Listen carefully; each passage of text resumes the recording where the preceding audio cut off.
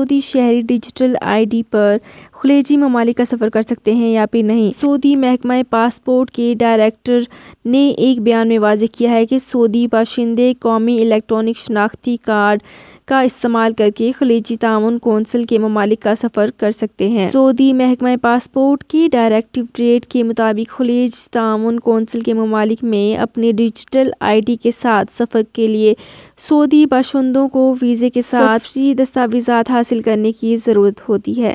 سعودی news کے مطابق سعودی محکمہ پاسپورٹ کے ڈائریکٹو کے بیان میں کہا گیا ہے کہ اس کے علاوہ سعودی باشندوں کو ملک کی طرف سے مقرر کردہ شرائط اور تقاضوں کی پابندی کرنی ہوگی۔ تو فرینڈز، یہ تھی میری آج کی ویڈیو۔ ہماری اس ویڈیو کو فیس بک پیج پر زیادہ سے زیادہ شیئر کیجیے۔ شکریہ۔